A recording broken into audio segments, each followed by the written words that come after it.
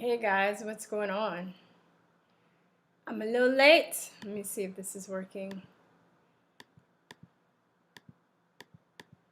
All right, let's try my window capture. Let's see.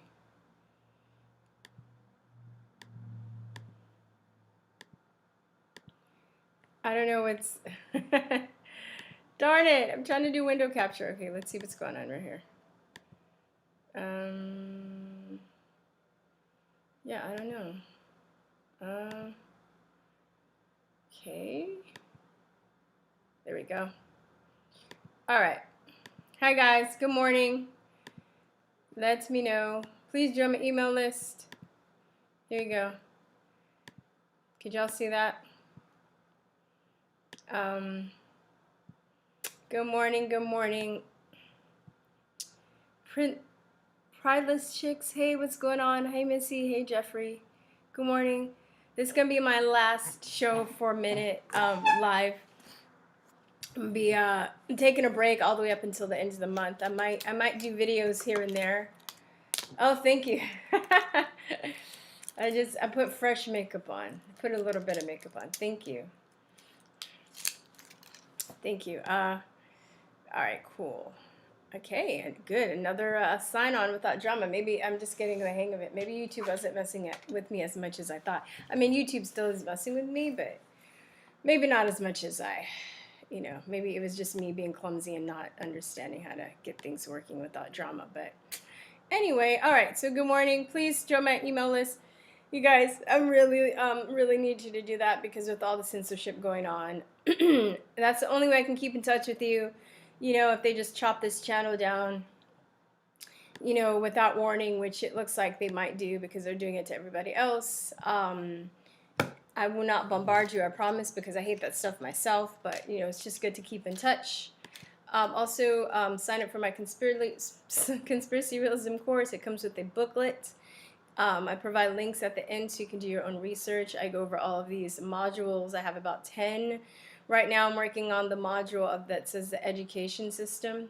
It's like right here, the top one, the one at the top. You can't see my little arrow, but anyway, here's a little a trailer you can watch, on the bottom. It's gonna go up to $80. I was supposed to go up to $80 this month, beginning of this month, at $8 a module, but it's gonna go up. I'll wait till I'll put the 5th module up since I was having delays with the last one. So yeah, and then also please join my music channel. Thank you for all the people who've already joined. I'm gonna be releasing new music at the end of the month.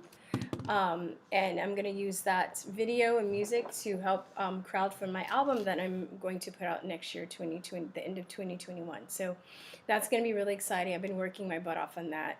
I'm also seeking subscribe star patrons.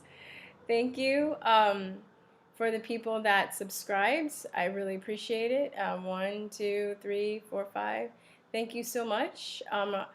And also I'm looking for Patreon patrons as well if you're into that. So I don't know if you guys have seen this. Let me see. I was watching some Jordan Peterson, but I think you guys can see this. I have a little treat for you. So I have these friends, or my friend Benny. He's doing stuff on his own of Joy Camp, and they do really good work. And I wanted to play you one of their videos.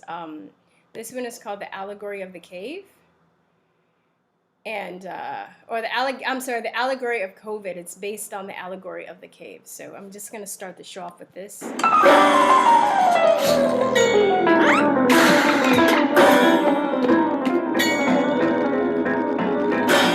Person to person, even for people who don't feel sick or know anything, the virus can spread when people breathe, talk, cough, or sneeze. When you need to go out, wear a face covering and mask. We'll have to prepare for the next one. That, I'd say is will get attention this time.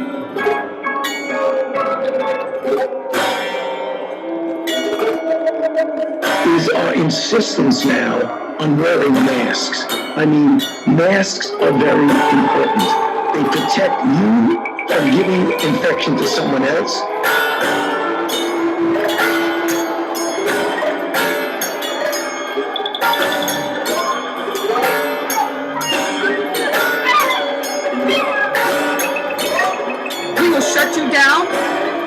cite you, and if we need to, we will arrest you, and we will take you to jail.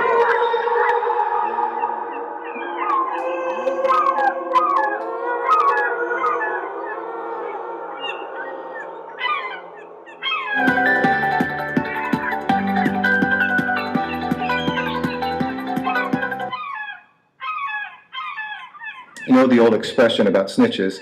Well, in this case, snitches get rewards.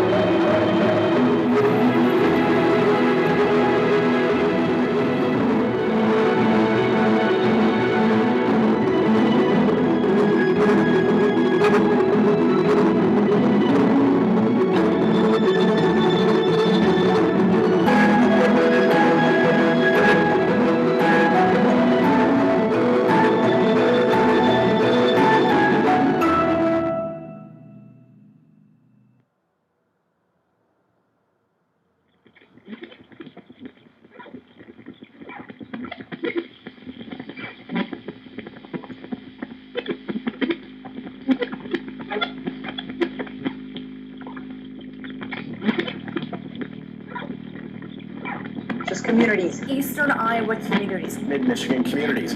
We are extremely proud of the quality, balanced journalism that CS4 News produces. But we are concerned about irresponsible, Plaguing our country. The sharing of biased and false news has become all too common on social media. That's exactly what people think, and this is extremely dangerous to our Stories without checking facts first. The sharing of biased and false news has become all too common on social media. Not very yes. We will be sure to take a yes on the table. Thank you.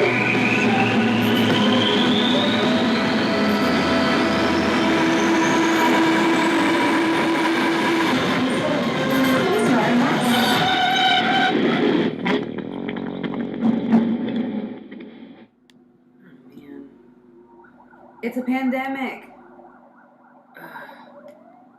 These people wear the mask. Ugh, putting my health at risk. Ooh, baby like that. Baby like 7-Up. Just like mama. Selfish. All right, guys. I hope you guys could see that.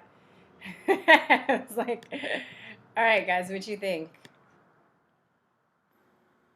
So, Okay, one second. so since last year, I've Wait, received I'm many turning emails other. probing the question of symbolism and Okay, cool. All right. All right, guys. That's a little. So this is actually. Let me show you this page. This is from Benny Wills. Of Joy Camp. I think he's going by himself, but he's one half of Joy Camp, and this is his page. If you would like to subscribe to him, he also has a lot of very him and Kevin of Joy Camp and Tony. I think that's the other guy. They do really good satire. You know, Benny is starting to do poetry. Oh wait, let me hold on. Let me pull up the page again. Here we go. There we go. Spinning Wheels of Joy Camp. If you'd like to subscribe to his page, that was the video I just showed was Allegory of the Cove, but they have lots of really cool videos on satire. Benny is doing a lot of poetry.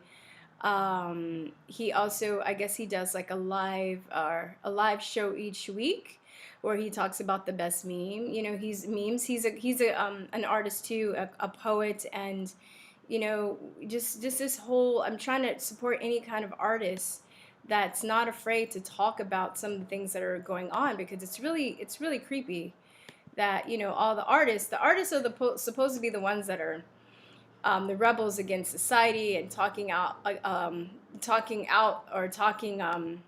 you know, being the rebels and being the contrarians, and it just sucks that kind of artist that's not afraid to talk. It's in the future, it's a delay. Anyway, so any artist that I see that is, you know, speaking against the narrative and using art to do it, I'm all support. I'm all support. Or I'm what am I trying to say? I'm in full support of that. So anyway. All right. I think I did that. I did my promos. I did the picture. LOL, wear that mask, follow hypocrite celebrities, and drink that soap water. I already know, right? I forgot. I'm sorry. I made the screen small. I forgot the last part of that video was with the women and talking about the 7-Up. But yeah. Anyway, let me see. So that was based on, if you ever know the story, I think it's like in Plato's Republic, he talks about the allegory of the cave. And basically, I know, spoiler alert, if you haven't read it, they actually kill the guy that comes back. So in the original story, there are people that are in a cave and they're chained together, and they're kept entertained by this shadow puppet show that's going on the wall. And one of the chains breaks on one of them. He escapes and he goes outside and he's like, look guys, there's air, there's water, it's not anything like this, like come with me. And they kill him. They actually kill him. They're like, you're a liar, blah blah blah. You know, they just want to be happy being entertained by their puppet show. And you know, I kind of feel like that's a lot of what's going on today with people, and how they're just you know, happy you know, just really not knowing the truth, how they want to live in fear, how they want to live in dread, and how, you know, that's more comfortable to them than, you know, using their critical thinking skills, you know, just, you know, doing what the TV says. So anyway, yeah, I will take some calls right now. People, 512-481, 512-481 7464. 512-481-7464. 512-481-7464. Wasn't really a good jingle. Wasn't a good jingle. Yeah, most artists are, what did you say? Most artists are posers selling out to corporate masters. Or corporate, yeah. Let me see. La la la la la.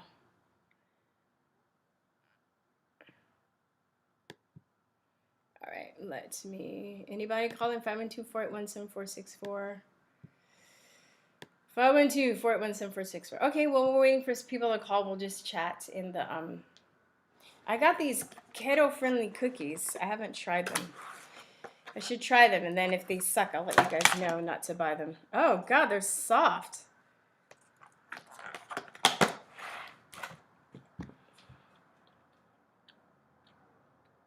Maybe if I throw them in the oven, make them a little harder. Grain-free, gluten-free, nut-free.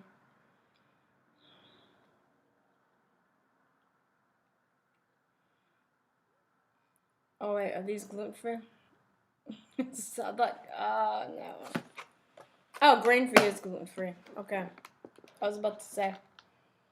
They're not bad, but they're not good either. I don't know. Alright, that's us. We will use our art to send our message of freedom and connection and love through art. And love through our art until they throw us into the re-education camps to remove our creativity, just like in China. Well, I'm not planning for that shit to happen. I'm not planning to go to no re-education camp. I mean, you can go. I ain't going. That ain't on my plan. I'm not projecting that. I'm not proclaiming that. Right? And that's one of the things they want us to, that's the mindset that they basically want us to have. They want us to believe that, you know, that eventually, no matter what we do, they're just too powerful and we'll never be able to stop them. So I'm not really proclaiming that.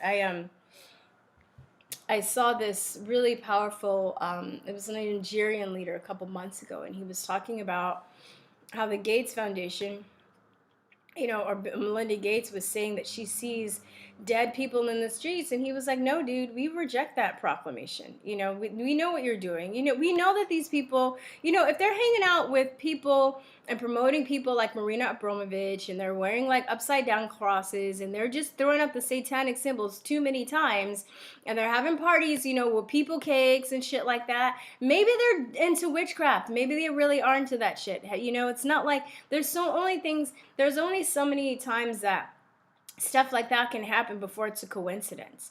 So if you understand that stuff, if you understand energy or the law of attraction, even prayer and stuff, you know, he even talked about in the Bible, and I haven't read all of the Bible, but I remember growing up, that was one story that I remembered and I really loved. It was David and Goliath. And, you know, he was saying that Goliath was proclaiming what he was going to do to David, and David was like, no, I'm going to do this to you. And he did it.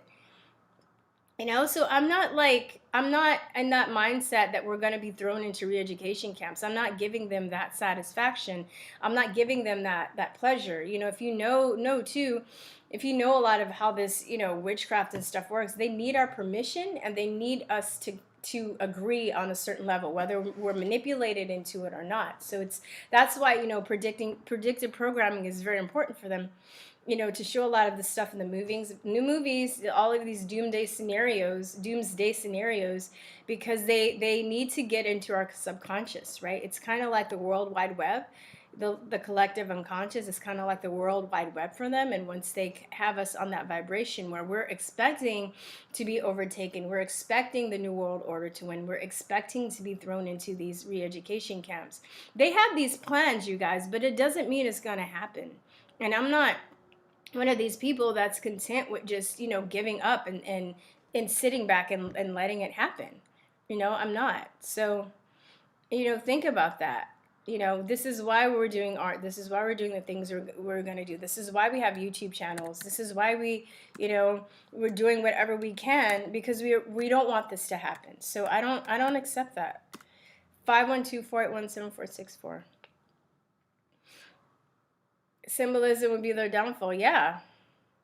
And you know, a few years ago, I used to be like, come on. Like, I would see some of these people that would make these videos that would just be like, oh, the checkerboard floor and the Baphomet horns and blah, blah, blah. And I was like, come on, man, that's a little bit, they're reaching. And then the more I started to pay attention, I was like, damn, like every music video has that symbolism. What are they doing? What is this? And then I see the effect, you know, that their music is having on children, and how it's, you know, really making society crumble. It would be different maybe if I saw a positive reaction or a positive outcome from the products that they produce, but I don't. So obviously they do have sinister intentions. I'm just saying, you know. Again, going back to Lady Gaga, how she's trying to pull the shit like, I'm a kind person. You're a kind person because you wear a mask. I was like, bitch, with your fucking satanic videos and shit, they're like, you know, sucking children's and people's soul down a highway to hell, you know, eating people cakes with Marina Abramovich. Fuck you, dude. Fuck you, bitch, with your fucking kind ass mask. Piss me off. I'm so kind. You're an act of kindness. I'm like, if I had a tomato, I would throw it at that bitch. It pissed me off so bad. Right? These people, the things that they do, how they lie to us, how they rip society apart, how they've destroyed families, how they've destroyed marriages and relationships with their lies. And yet they sit up there and act like they have the moral high ground because they're wearing a fucking paper thin mask that doesn't do shit, that actually makes you sicker, that gives you cavities, that harbors bacteria, that gives you lung infections, that prevents you from breathing. Fuck them. Today's show's not PG, y'all. Just letting you know. Anybody want to ask me? Yeah, I've seen Mark Passio's stuff on Satanism. It's really interesting. Yeah, I learned a lot from his talks.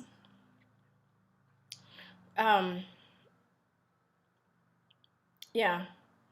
Seems like their lyrics are spells. Their lyrics are spells. They're not even, it's not even like, oh, they're spelled. They're magic. They're magic. And they can be used for good or bad, you know? I experienced some pushback at Godsmack concert when I was 18. I didn't want to salute. Then with my big lighter and the lead singer called me out. Wow. Wow. I like Florence Welch. I love Florence and the Machine, but somebody was saying she had a concert and she wanted everybody to leave a piece of their clothing behind, like a bra or something, you know, when I was just like, who fucking does that? What is up with that? And I love her. I think, you know, she writes all her music. She's a brilliant, you know, composer, singer. You know, I love her artistic expression. But, I mean, what is up with this? You know? It's like, yeah, when you're an artist, you actually, people give you their power, but you have a responsibility with it. You have to give them back their energy. It's a give-take relationship. It's not just take. You know? It's bad karma. None of these people that are, you know, up in the Hollywood, they don't really give any of this energy back that these people, because you need people, you need following to make money. I get that. You need, like, I understand that now with my channel. I have people that watch, you know, they subscribe. And they like what I do, I guess. I give them information. You guys give me information. You send me stuff. You give me compliments. You donate to me. You give me links, you know. It's a give-take. Right? But and you also are free to leave if I piss you off, you know. I always tell people too, if I say something they don't like or they don't agree with, I'm not, you know, trying to keep anybody here. They're you know, they're welcome to unsubscribe if they want to. I'm not trying to make anybody stay that doesn't want to, but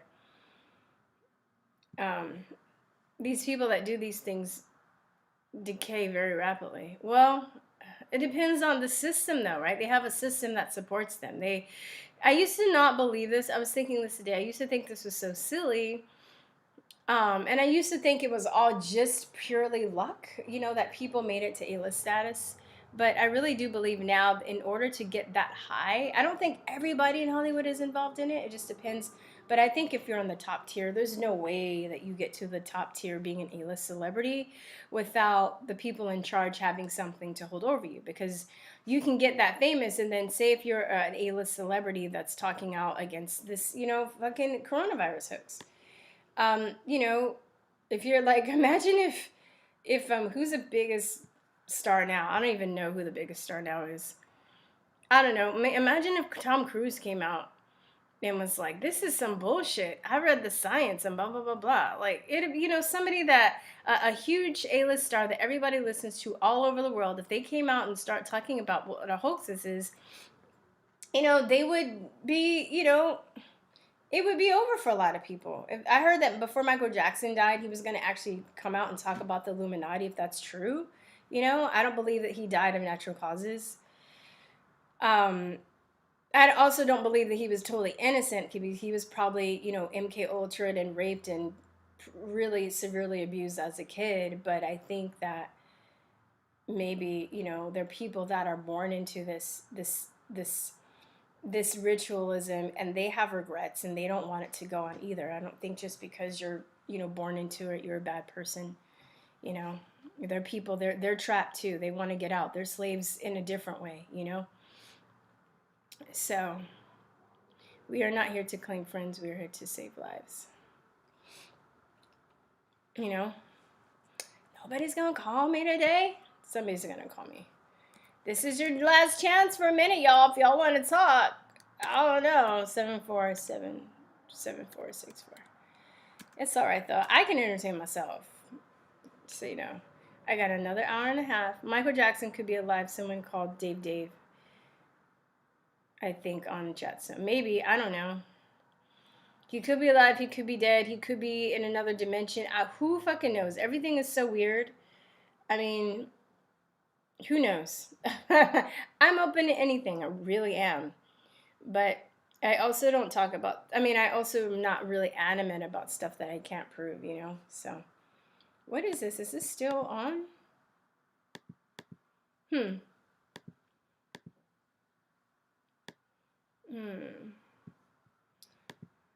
I don't know. I guess we're a little bit, all right, we got a call. Hey. Good morning. Good morning. What up? What up? Can you hear me? Yes, who is this? Let me turn this up a little bit more. Who is this? This is David. Hey, David, what's going on? This is David from Illinois, and I am from Chicagoland, Illinois, northern Illinois. Thank God not in the city right now. Yeah.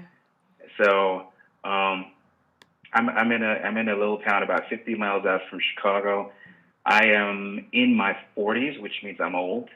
You're not old. In the words of the kids today, that makes me a boomer, I guess. But I discovered you about 2 weeks ago, I guess. Oh, what? And you were commenting on Political Avenger. Oh, I love her. Political Avenger? Yeah, I love her. She's and you great. left a comment on her video, and she is cool, just like you. And you really should invite her to call on too, because she's got all kinds of stories. Well, of her own, I interviewed her. So if you go, you did? Yeah, if you go on my interviews, yeah. We're both just busy and stuff, though. Like I'm so busy right now. I don't really have time for other interviews. But I did interview her, so we are aware of each other. We have connected, which I'm glad, because I like her a lot too. Yeah. Yeah, cool. I love the way that, you know, people just connect to each other, and it's like a network is forming. And that's one of the cool things that I like about you, is that you were just like I've been kind of, you know, I felt a need to do, which is to network people, because the more the censorship increases, and you know, the social networks shutting down and everything, people are going to need to have networks outside of these things. And I, just like you, I love print.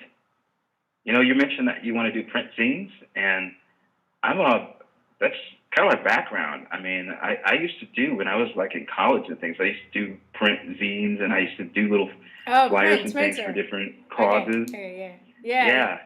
And that has been on my mind since like July, that I need to start doing, both for my local community, doing some kind of anti-mask activism and anti-lockdown activism. Because up here, we're still restricted. We still got the mask thing imposed on us, and it looks like it's never going to end.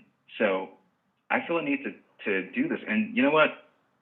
Also, I'm trying to figure out what I should talk to you about, because there's a million things I could talk to you about, but we only have limited time. So. Well, you know what? Like, can I interject for a minute, just on your commentation with the zines things? Do you follow what's her name? Peggy, the Healthy American. My hair's all sticking up. Do you know her? Peggy Hubbard.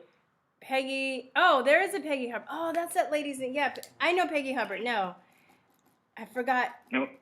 Anyway, I'm writing Peggy Hubbard's name because I was trying to think of her name the other day and I forgot. No, but there's a Peggy Hall from the Healthy American. Mm-hmm. So she actually has she basically her whole website and her whole channel is about masks and like the laws and all of the information, all the research she's finding out, how to get around it. She's having a lot of success in California with challenging the ordinances, because technically they're not laws.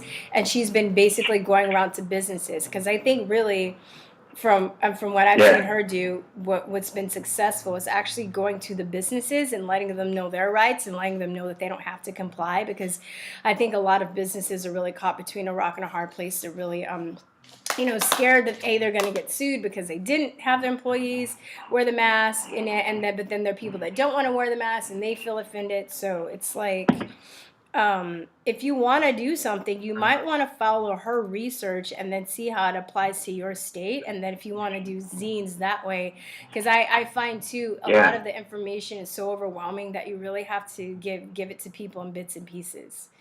Like plant little seeds, right? Like, are you think people, from your experience, do you think people are really scared and they believe that the masks work, or they're doing it because they've been told to do it and they're just waiting for permission to take it off?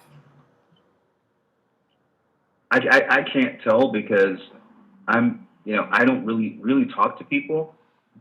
I'm kind of new in the area where I'm at, so I don't really have lots of friends, but the people I associate with, like my former coworkers in the job I had to take a leave of absence from, the management, they seem all in with it. They think, the ones that I've spoken to, they think it's really a big deal. And it's food service, so they always have pressure to be, for sanitation and all that. But I can't really tell sometimes. There's a lot of businesses in my area, and again, this is a smaller town, and we're sort of, we're in a more conservative county, so the businesses don't really take it seriously. I walk in business in stores all the time with no mask, and nobody hassles me. Almost every restaurant I go in, they're cool. They've got their mask on, they've got their shield, and they don't care if I wear one. So, Well, it's not that. I don't bad. bother with it. Yes, I mean, it's bad, but it's not like, I live in Austin, so it's like people are like, oh my God, you're a selfish person for not wearing a mask and you're putting us all in danger. I'm just like, all right. Well, maybe what you can do, if you can have make some little, maybe not even a booklet, but if you're good at making zines, you might maybe want to make an information card with an infographic or something, and then maybe ask one of the businesses, kind of let them know their rights, and then ask one of the businesses that seem to be okay with it, if you can stand outside for a few hours and hand out information to people. That's exactly what I'm thinking of doing. I've just been slowed down because financially, they put me out of work. I worked at a college. And food service. Shut up. That's my friend. I love dogs. He thinks this is bullshit too, huh? He's like, I don't wear a mask. Look at me. Yeah. He's like, nah. He's like, this mask stuff is some bullshit. Yeah. Yeah. Well, yeah. I was working at a college, and so they have the school year runs from May, June. And then we have summer break, and so we were going to be off anyway for most of the summer. And then they laid us off in early March, unexpectedly. And so when we come back in September, I'm told that I had to wear a mask for 8 hours, and I'm just like, no, I can't. That's exactly like you. I have asthma, and I've had asthma triggered from the mask. Yeah, the fibers in the mask can trigger your asthma and stuff too. Not just that, like the fibers in the mask, but even when I wore one at work, I would because I couldn't breathe, I would just I would close my mouth, and then I would just try and breathe off the top of my nose, and then they were like, well, you have to cover your nose too. And I was like, fuck you. Yeah. I was like, and they didn't care. That was the thing. You're a medical facility. You don't care if I can have an asthma attack and potentially die. Oh no, it's probably because you need the business, because you've cut everybody's hours for this imaginary virus. But Yeah. They're just such automatons. What a paradox. Huh? I said, what an irony, Yeah, I mean, it's ironic, but it's not surprising because that's how they always act. That's why they're the third leading cause of death. Probably number 2 or 1, I would say, but at least we have evidence from their sources that say that they're the third leading cause of death. Because nobody critical thinks; they just follow orders. We were told to do this. Yeah. We don't think for ourselves. We're just following orders. Like, oh, you mean like the Nazis, like that? Because that's what they did. They were just following orders. Exactly. And it's funny, all these people want to say Nazi, Nazi, Nazi, and they want to act like they're on the moral high ground. But, in reality, they would have been a Nazi. They are Nazis. They are the Nazis right now, Authoritarian followers, exactly. Yeah. And yeah, that's what's going on. It's medicine is like a cult. I'm totally with you on that too. Yeah. In fact, like I said on I commented on one of your videos. I said, "Oh, hey, another one of my long lost twin sisters." Yeah, I know. When you find somebody that says right. something that you've been thinking, and you're just like, it's a tribe member. It's a tribe member. Right? Yeah, exactly. So, yeah. And yeah, we all have twins. We all have my theory is that because I've met many people over the course of my life who's, oh man, this is eerie. It's like we have the same life. Yeah, just like in different places, and that's my theory is that it's kind of like when we're made, there's like so many molds, and like we all came out the same mold, and we get filtered through different places and different lives and different experiences, but it's kind of like we're all wired up the same. So then we eventually find each other somehow. Yeah, yeah, and so it's kind of weird. Yeah, and it's funny because I've been thinking that, I've been talking to friends, and it feels like a lot of my like-minded friends, we're all different places, right? Like I have friends in California, I have friends in Europe, I have friends in, in Ohio and Chicago, and all over the United States. We're not together.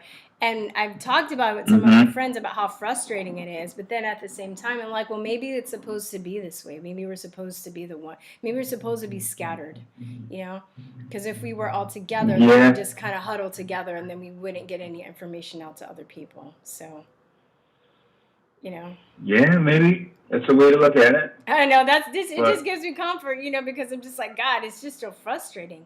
But thank God I have this channel. But through my channel, I've been able to connect to other people, and that's why I'm always encouraging other people to start their own channels. I think everybody should have a channel, just like everybody has a cell phone.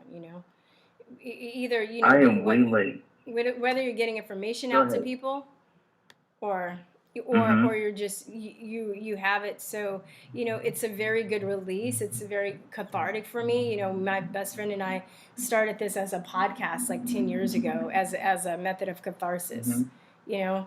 As a method of just reaching out and needing somebody to talk to. And through the years, we've made so many amazing connections. So I've never regretted it, Yeah, and that's really where it's at. You got to be a producer. I mean, I've been a commenter, I've been kind of like lurking in the background and pumping out millions of comments for the most part. And I've been on Facebook, which you've been trolling. You've been trolling. Yeah, pretty much. Yeah. I'm just a troll. I'm a serial troll. Yeah. But I troll. I'm a troll too. Sometimes it's fine. I think we all troll. Yeah.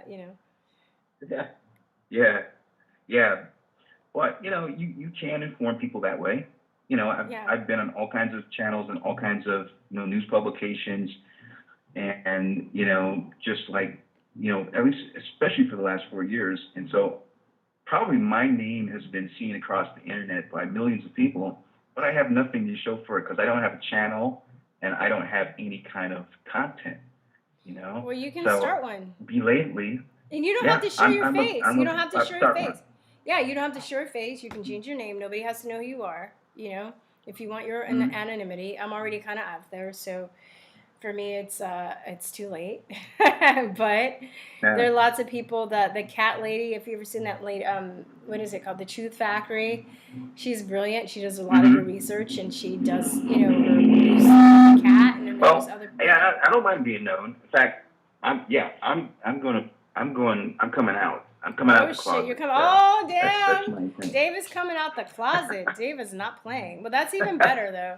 Because I also think when people see your face and they know who you are, that establishes that human connection is easier for people, Exactly. Yeah. And even though I prefer to write, I'm a little camera shy. It is true that people like to see a face, and they like to hear a voice, and they want to know some things about your life, and that's the magic of YouTube. That's why it works. So I gotta accept that. You gotta use this tool to your advantage, because they're trying to use it to distract us and to spread misinformation as well. And it's very, technology is neutral, right? They're using it to try and control us and to overpower us and enslave it, but we can take this shit and turn it right back around on them. That's the thing, but they didn't anticipate, which we are doing. Exactly. That's why they're trying to censor. That's why they're trying to, mess with people's numbers and stuff. I just lost 100 subscribers, but I know that I didn't really lose them. They just took them away, right? And I've been at 28,000 since the beginning of this year. So it's interesting that you just found me, because I don't even know how many new subscribers I'm getting because of all this craziness, So. Yeah, like I said, I found you through a comment. So, hey, comments work. Oh, shit. Okay, I'm going to start doing that maybe then. Yeah. Just go around to different channels and say, hey, what up, and, don't be like fake, but watch their video, and then you can comment on the video and then say, hey, I got this channel too. Yeah, okay. And what I plan to be doing also is I want to build, I want to network with people, and bring people together in a way that we can get around this whole system. So yeah. I'm like building a list of like my favorite people on YouTube and elsewhere, and I'm going to try to share it with, people like you and everyone else, and say, hey, support each other, and that way you can kind of beat the system. And even if you have to go to snail mail, even if you have to go to alternate means, we can get around this, I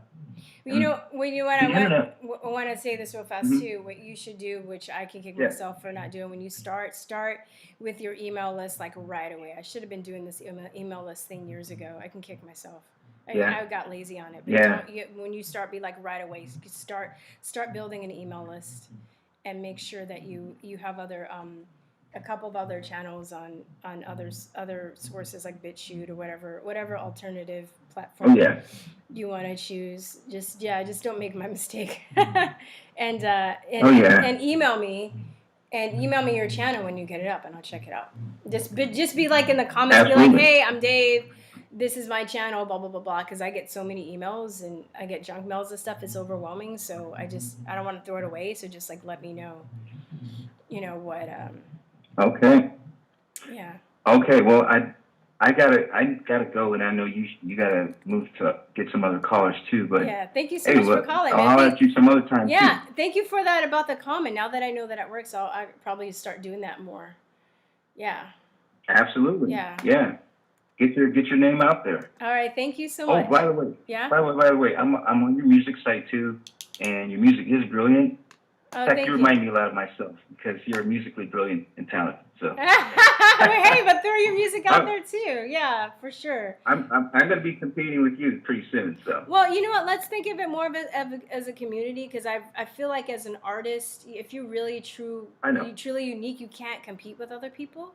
You're gonna your voice is gonna be different. It's not gonna even sound like mine. I hope not. You're a dude. If it did, that'd be kind of creepy. No. You know what I mean? But you're gonna probably produce something very different. And when I release my music at the end of this month, I'm also going to start a GoFundMe campaign. And what I'm trying to do, like I'm looking a lot at Tom MacDonald and Nova Rockefeller. They're kind of like my heroes right now, because I want artists to understand. Really? Yeah, well, they're heroes in this. I like their music. Their stuff's good, but I love they're doing everything themselves, right? That's what I want it to be. I think artists need to cut the middleman, cut all of these people that aren't serving them, that want to control them and own their music and tell them what to say, and just cut straight to the fans. Absolutely. Just like it's a business, right? Yeah. Like my business is producing music for my followers, for my fans, for my subscribers, whatever you want to call them, and you give them what they want and they pay you. None of this middleman shit, because that's what Prince was doing like 20 years ago. Yeah. Well, I think he was trying to do it, but he couldn't. But then he ended up doing it. But before that, like, they owned all of his music. All of his brilliant music. Like, Prince doesn't even own all that stuff. That's fucking ridiculous. Exactly. No, I didn't call Rockefeller a hero. That's the usual story. I did not call Rockefeller a hero. Yeah. I don't know. Okay. Anyway. What's his name? What's his name again? Who? Rockefeller. Oh no! Oh, Nova Rockefeller. Sorry, Nova Rockefeller is a girl. So Tom MacDonald. Tom MacDonald is a rapper, and Nova Rockefeller is his girlfriend. and I think he Oh. writes the music and raps, and she directs and produces his videos. Sorry, Okay. that's what you. No relation to Jay-Z. Yeah. No relation to any of the Rockefellers. That's why that dude. That's why Jeffrey was like, "Did you call Rockefeller a hero?" He's like, "Yeah, I'm about to unsubscribe." No, I was talking about Nova Rockefeller. It's a girl. It's a woman, or it's a shit. She's a woman. And but he doesn't do. They're a partnership. He doesn't do everything by himself. But anyway, let me take this other call, Dave. Thanks for calling in. All right. Okay. All right. Peace. Peace. Hey, what's up? Hello? Hello? Hey, who's this? Hi. Hey, who's this? This is Mark from Brighton, or actually I'm in Milford, Michigan. I'm at work right now. I'm on lunch. Oh, cool. What you eat for lunch? I'm just going to talk to you. I'm going to go over to, there's a little place over here. They make really good sliders. Oh, sliders. I miss sliders. Yeah, but I was calling to say, we sent a bunch of petitions. A bunch of people. We sent a bunch of petitions, and the Supreme Court in Michigan told Governor Whitmer that she has no more power. She has no more executive order power anymore. And she came out and just said, "Oh, well, it's going to happen anyway." She doesn't care. Wait, where are you? I'm in Brighton, or I'm in Michigan. Michigan, Brighton. Brighton is a city in Michigan. Yeah, Brighton is a city in Michigan. It's a little town. It's north of Ann Arbor. Okay, Brighton. Okay. So your mayor basically was like, so what? The Supreme Court ruled over. No, the governor. The governor. I mean, that's what I mean. The Michigan. governor. Yeah, the governor. Your governor. Yeah, because the attorney general even told the governor, like, "Hey, you have no constitutional authority to do this," and she said, "I don't care. I'm still going to go. It's going to happen anyway." So what? She's doing lockdowns? Is she trying to do lockdowns and stuff? And no, she's done with the lockdown stuff, but she wants to enforce this mask bullshit, and she wants to do some other crap. And she doesn't want to take any responsibility for sending COVID patients into the old folks' homes. And I think they should all be accountable. Oh, that bitch needs to go to jail. Yeah, that bitch needs to go to jail. I know it's just called her bitch, but it's because she is. And she needs to go to jail. That's terrible. That's tyrannical. That's, she's not, but see, this goes to show, she's not even working for the people. Who's she working for? Who's she working for? They even said, after she got elected, they even said that she was receiving money from George Soros to help her get on the campaign. He's the one who paid for her way to get in. Yeah, they needed to do voter investigation big time on her. Yeah, for sure. I'm sorry you're going through that, man. Yeah, her and Rashida Tlaib. Yeah. Yeah. Yeah, I mean, what? Because what? Because I have a coworker who lives in her district, and she was the only person you could vote for when you could vote, and nobody voted for her. So she needed only 1 or 2 votes, and that was it. She won. What? Yeah, dude. Yeah, in her district, you could not vote for anybody else but her.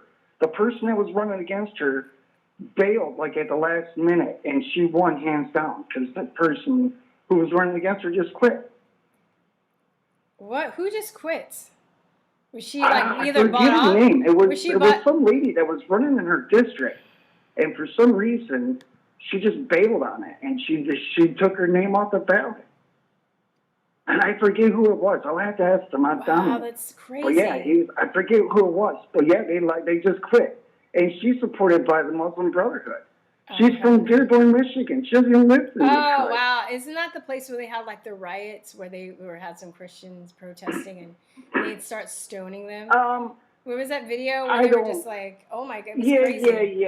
Yeah, that was in Dearborn. Yeah, this is really, really, really densely populated with Muslim and Islamic people. Damn. That's Dearborn, Michigan. And wow, man. So how are the people reacting to this though? Are they just going by what she says? Are they just still because no, it's weird because I'm downstate because I do a lot because bow hunting just started in Michigan October 1st. So I'm sorry, what do you say, bow hunting? What's that? You said what just started in Michigan? Bow hunting.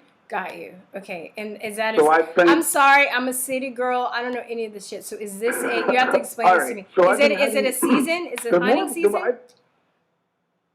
I've been catching more flack up north in Michigan because the communities are smaller and they're just like, they know all know each other, but they're really, really freaky about their masks. Wow. I don't know why. And it's like downstate where I'm at right now, down southeast Michigan, I don't get harassed about wearing a mask. I've been asked twice from 2 different places down here to wear a mask. I'm like, oh, I can go someplace else to spend my money. But yeah, I've only asked them to wear a mask twice. But upstate, up in Michigan, the upper part of Michigan, north of Flint, about an hour north of Flint, about an hour and a half. And people are like, mask crazy, wear a mask. Oh, sir, we want you to wear a mask. And the banks in Michigan are very strict about wearing a mask. Wow, that's Which makes no makes no sense to me because all I can think of is, the robbers coming into the bank with the mask on. Yeah, exactly. Maybe Now, they need to get their ass robbed and then they'll get it. Like there's just Well, some that's what I told people. her. I'm just getting to the point, man, where I'm trying to tell people, and it's like, okay, well, maybe you need to have your brain oxygen lowered. Maybe you need to get brain damage. Maybe you need to get a lung infection. Maybe you need to get, dental hygiene problems because of the stupid mask that we weren't meant to cover our mouths consistently. It's ridiculous, Well, the thing is, why are so many people just falling for this because the mob said so? Yeah. I mean, that's, they're waiting for permission. They won't take their mask off until Don Lemon tells them it's okay. That's This is ridiculous. That's how brainwashed they are. I'm really calling it brainwashing because they're acting out of fear and they're not using their logical common sense, right? Just the fact that you can contain a virus, something so small anyway, is ridiculous, right? Oh, I know. And to think about this too, it's like if the masks are so effective, and if somebody farts next to you, you're going to be able to smell that fart. You think it's going to stop a virus? Yeah, I know. I know. Yeah, I know. But they think so.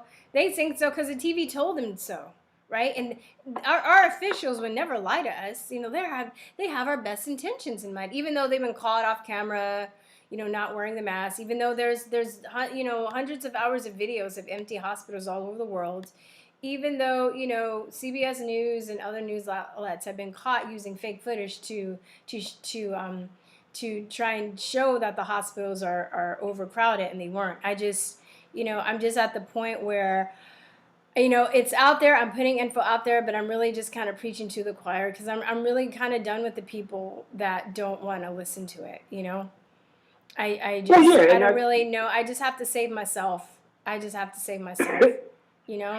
draining. I need to save my energy for something else. It's like if you can only lead a horse to water, you can't force it to drink. So yeah, you would think that more people would open up their eyes. But I guess, when they just get deluded through your cell phone, TV, movies, just brainwashed to the point where it's just like, oh, this has got to be true. They got to stop talking about it. It's like they can't think for themselves. Yeah, I mean, they really can't. And I just, I don't watch TV as much. And it's like even the most intelligent person would probably, be like not want to admit how effective this is, even on intelligent people. I'm looking at this post that I got a while ago, and I took a screenshot of it on my phone. But basically it says, in the 60s, the KGB did some fascinating psychological experiments. They learned that if you bombard human subjects with fear messages nonstop, in 2 months or less, most of the subjects are completely brainwashed to believe the false message. So if you're somebody that's not getting any alternative point of view and you're just hearing fear, fear, fear, fear, fear, wear the mask, we're all going to die, then you're going to believe it. No matter how smart you are, no matter how intelligent you think you are, you're going to believe it if you have no recourse. And oh yeah, and it's this, when it comes to, if you think about it this way, to get the German people to back Germany to invade Poland, the German troops dressed up like Polish troops went into a very popular German radio station, shot the place up, kept one DJ alive so he can see who shot him up, and then they killed him on air. Then they blamed the Polish. That's what the Democrats do all the time. They do all this shit, and they blame the Republicans or just common sense people. They go, oh, it's you guys. Yeah, I know. You did it. I know. I know. I mean, I don't really know what to say anymore. I think nothing really surprises me anymore. Like I said, I think, with all this information, it's good to plant seeds. And I think some people will wake up. I think some people will wake up once the fear has died down. I think some people will wake up when maybe they have a harsh reality set upon them, whether they get sick from the mask. Like, I was looking at this post a few weeks ago. I'm not really on Facebook right now, but this COVID is fake. This person's like popped up. I thought COVID was fake. It is fake. I think it's fake, but there's people that don't think it's fake. So, what was I gonna say? Yeah, like this lady was talking about that she was into the mask, and then she took her daughter to the hospital because she had this lung infection. And it was caused from wearing the mask. And I'm like, yeah, if you're wearing a mask and you're harboring bacteria all the time, you're going to inhale some of that bacteria back down into your respiratory system. To me, it's just like common sense. Yeah. But I guess people don't understand how the human body works or something. I don't, it's just,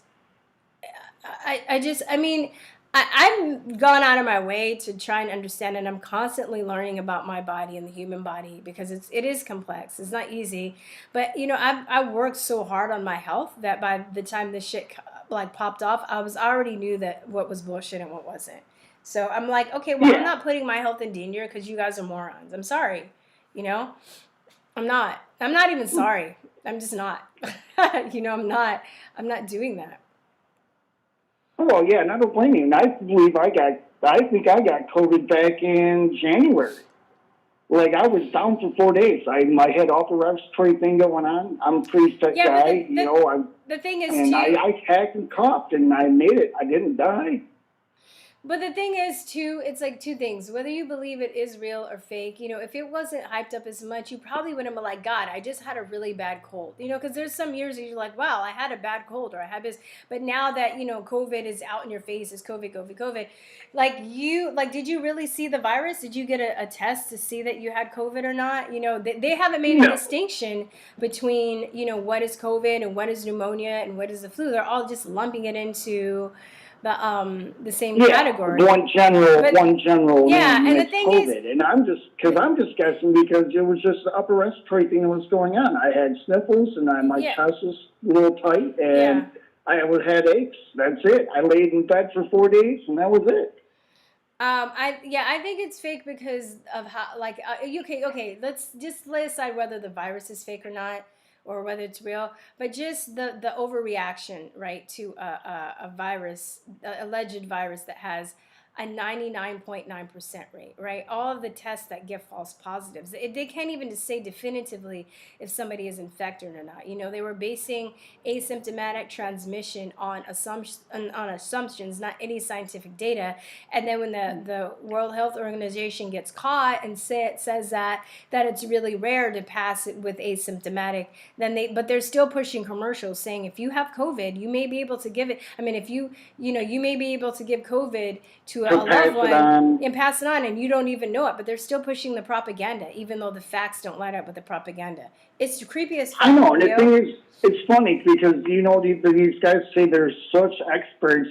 What they did was they took what the average death toll was, and they threw it into an algorithm, and then they multiplied it like I don't know how many times. They're like, oh, that's going to be the number we're going for. But it's like no, but even there's do you know Neil Ferguson? You know that dude?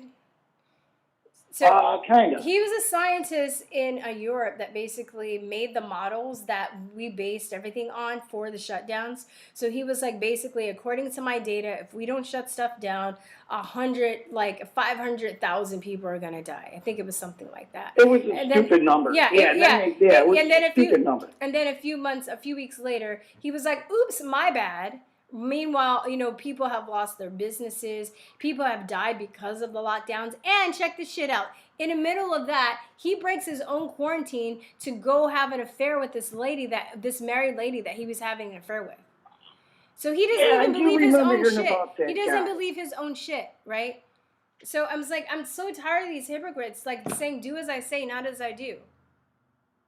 Oh, I know. You know, We're telling good. us Nancy Pelosi walking in to go get her haircut. Yeah, oh, and then, I can go get my haircut. And, yeah. Oh, I can. Yeah, and then that what was that? Was that lady in Chicago? Who was that lady that went and Oh, Mary Lightfoot, the space alien Beetlejuice. Yeah. She got she looks like a Simpson, right? Like like a black Simpson. Like she looks like a Simpson. That lady with the eyes and stuff. Oh, I mean, God. I have big eyes too. Maybe I shouldn't talk, but she was basically went and got her haircut. Gary, what's his name? Chris Cuomo was, giving this whole spiel about Trump, but that motherfucker was caught, breaking quarantine himself and got into it with the biker, So these people that are telling us to do, they don't even believe their own shit, It would be different if they actually believed it, but they don't even believe it. So why are we still even following these people? But a lot of the general public too, they don't understand, because the evidence of them getting caught isn't making it to them, right? And then now it's politicized, right? Because if you bring anything up contrary to the narrative, people just automatically accuse you of being a Trump supporter. And now anybody that questions the narrative supports Trump or is an extreme right winger, which isn't true. But I've had friends That's the narrative they have to push. I mean, that is their goal. And I mean, besides, Mark Dice just released a book called The Hollywood Phenomenon, where he's explaining how these lobbyist groups like LBGP and all these lettered groups, they'll go into like movie studios and they'll give them millions of dollars to push narrative in their movies and stuff like that. They actually have lobbyists that actually go in there and push the narrative. Yeah, So, you said Mark Dice? Yeah, Mark Dice just released it. I'm gonna watch it. I like Mark Dice. He's funny. Amazon. Oh, but did he talk? Oh, okay. Yeah. He's I think he used to work in Hollywood. He even said that he went to a meeting and they were like, "Hey man, I love Satan. Do you?" He's like, "What the fuck?" He probably didn't say the fuck because I don't think he curses, but he was just like, "What?" And they were like, "Hey, no, man." You might have. He's pretty cool on camera. So I mean, you may or may not have. But yeah, Mark's pretty cool. I don't think he uses profanity. So, which is, I note. So if ever I'm around those people or on their channels, I won't I curse, like a sailor, but I'm very respectful of people that don't. But he was, but he was basically saying that, and also just. Even just me, I was born and raised in LA. I pursued acting for a while. I know people that are working in Hollywood. I hear stories and stuff. I've heard stories, growing up in and around Hollywood. I didn't, but it's like, it's certain times, right? Like they'll have the people, quote unquote, in charge.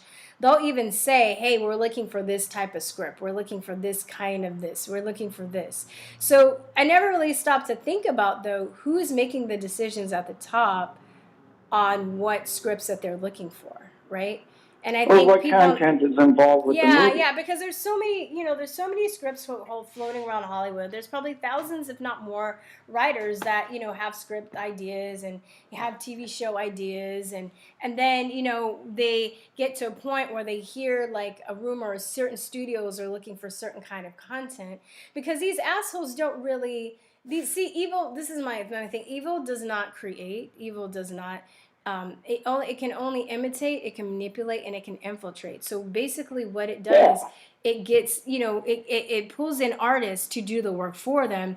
They're like, "Hey, we're looking for this type of blah, blah, blah, blah." And then they hire these writers to write for them, right? And then the actors just do what they're told, because they just want to, and as an actor, you just want a juicy script. You want a character, you want something that gets you noticed so you can continue to work as an actor, So, but as far as the writing goes, and then they can probably, then they come in and they kind of steer where they want their ideas to go, Yeah.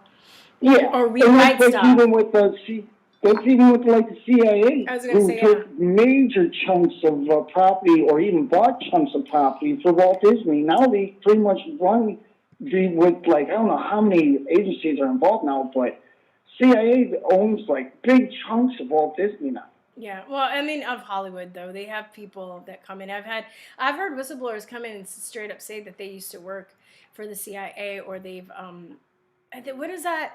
Was it even like what was it, Operation Mockingbird, where they admitted in on I think it was the church. What do they call those things? The church.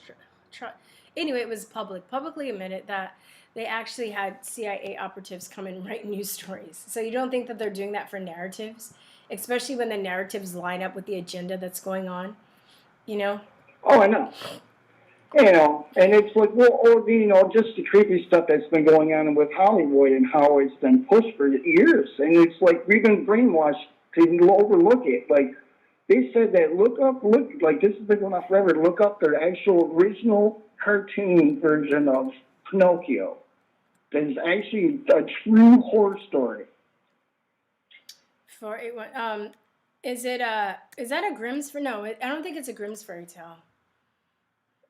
No, I don't think it is. But the original 1940s Pinocchio is about kidnapping little boys and throwing them in cages. And it's really creepy. If you look at it now, if you rewatch it, it's a very creepy movie. Because they were turning the boys into donkeys and throwing them in cages. Yeah. I remember that part was scary when I was a kid. That part when they turned into donkeys, that was actually scary. As a kid watching that, you know? Yeah. Oh, I know. And then they got swallowed by the whale, and they started a fire, and they killed Pinocchio at the end, and the godmother gave her the fairy came by and gave Pinocchio, made him into a boy. But yeah, that's really based off of like child trafficking, and in that movie, they didn't hide it. It's really creepy. It's very creepy. Yeah. But I got to go back to work here. My lunch is over, but it was good talking to you. Have a great lunch, man. Enjoy those sliders. I will talk to you soon. Thanks for calling in. I appreciate it. All right, no problem. Okay, bye-bye. All right. 512-481-7464. 512-481-7464. 512-481-7464. 512-481-7464. Yeah, man. I mean, you know, it is kind of like, it's like once you really start going down this rabbit hole, you're like, God, what can I watch? You're like, everything's a horror story. We've been lied to about everything. What can I watch? I mean, there's other stuff you can watch, of course, but it just seems like, you know, all the popular stuff is just tainted. And it's just, you know, I guess now I can laugh about it, but I did go through a time where I, you know, it was really depressing for me, especially as an artist, you know, all the people that you look up to. And okay. Hello? Hello? Wait, hello? Hello? Hello? Hello? Can you hear me? Hello? I don't know. I'm going to take the next caller if you insist. Hello? Oh, okay. Hey, what's going on? Hi. Hey. Hi, Virstyne. Hey, who is this? Hi, this is Jesper. Jesper. Have you called before? I have not. Jesper? Yes. Here, I'll type in the chat. No, it's okay. It's okay. Jesper. Jesper, something like that. Yeah. Oh, how are you doing? Yeah. What's going on? Good. How are you? I'm well. Where are you calling from? I am calling from Cali. Oh, shit. I'll pray for your escape. I know, right? I'll pray for your escape. I'm a refugee. I just tell people I'm a California refugee. Anyway, I've actually been following you since you came after Candace Owens. I forgot when that was, but you took Tree's side. Yeah. I'm also a fan of Tree, but I've been watching you ever since. Yeah, and I do make my presence shown a little bit here and there, and I try to, you know, I don't follow, or actually say I don't catch everything that you do, but when I do, I try to catch stuff that you do. You don't Very- catch everything what you that do I is very do? informative. You don't catch everything. Well, how is that? No, I'm just messing with you. Of course you can. You have a life, dude. You're busy. I don't catch everything. I don't catch everything I do. You know what I mean? It's like, But yeah,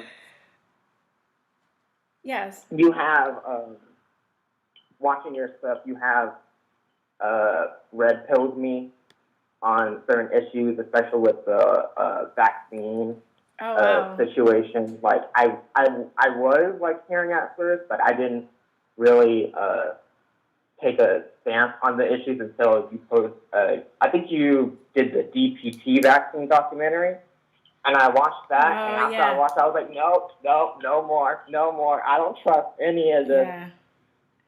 I forgot that I posted that. I didn't do that one, I think, but I think I found an old copy that they've been trying to rip down off the internet, and I reposted it. Yeah. I forgot about that one. That's a good one because, you know, a lot of people didn't even know like the damage that the DPT was causing before the 1986 Act. You know. Right. And well, dude. So, yeah, I mean that like really warms my heart. If I can red pill people about that, like health stuff, man, that just makes me so happy. So. Yeah, right. So thank you for that. I guess you opened my eyes in that way, and that also started like, and okay, I'm like, if this is going on, then what else has happened? Then after that, I learned about the Spanish flu and how that started in Fort Riley, and I'm just like, oh my goodness. Yeah. I know, right? It's like once you understand, like I started to become like a medical history nerd because you hear about people say, oh, you know, like I guess regular history as opposed to wars and how different countries were formed, and people say, oh, you know, you should learn your history. But then once I started learning about medical history, I was like, dang, we got to learn history with everything, right? Like they've tried to erase the history of everything. And that's how they control a lot of people too, is through history. Because if people don't know this stuff, then they're easily controlled through fear. So. Right. Absolutely. You know. Anyway, yeah. What else do you want to talk about? I'm sorry, I cut you off. Oh no, it's fine. I don't know. Oh, I don't know if there was like a topic, and I just like.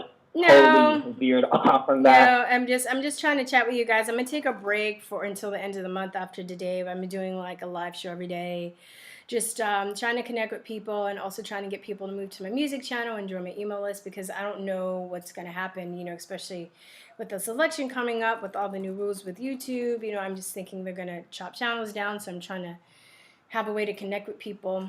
So yeah. Anyway, long story short, whatever you want to talk about, it's open. Right.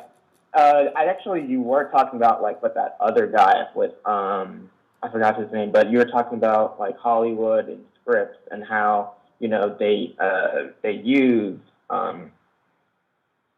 they like pick and choose what goes into in the films, and I want to be one of my goals is to be an animator, and I guess one of my concerns is, you know, I want to promote stuff like some stuff that we're talking about, but I'm scared of like people are not going to, you know, connect with it as much, or finding a group of people that would be willing to, because, you know, entertainment is so, you know, left leaning. Yeah. And some of the stuff we're talking about is like, you know, more moderate or even right or conservative viewpoint. So I guess that would be like my most concern would be to find a group of people that would support these ideas and these values in a field that is mostly liberal and left leaning. Well, the field that creates it is liberal and left-leaning. The people that buy it are not. So you have to think of it as a business and think of it this way. It's like you are creating a product that you're going to sell to people that will like your product. We have just basically capitulated to Hollywood because they have had all of the physical power for years and years and years, right?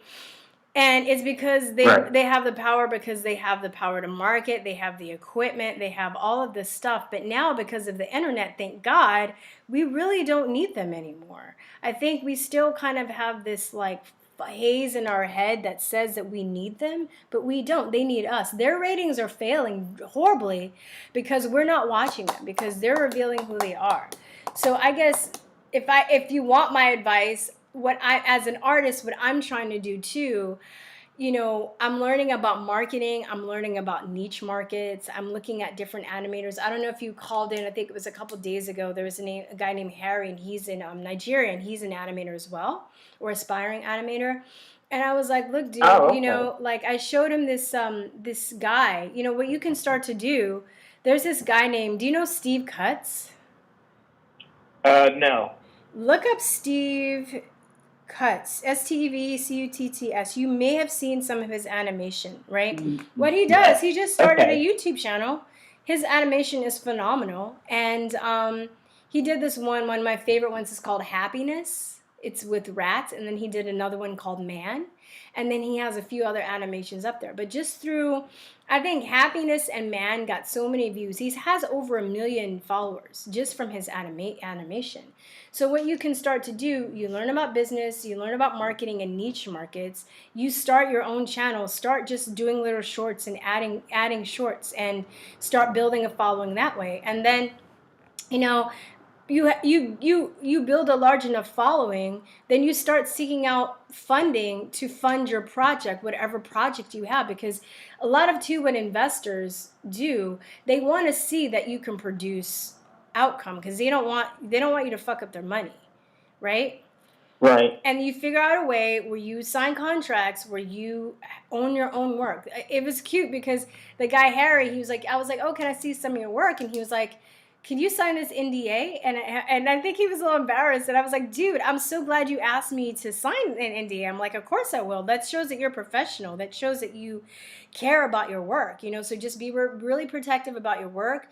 Be careful about who you show your work to. Yeah, even if they're your friends, you have them sign fucking NDAs, because people, especially in this industry, they will just straight up like erase your name off of your work and put their name on it, especially in Hollywood. And, it's very competitive. Right.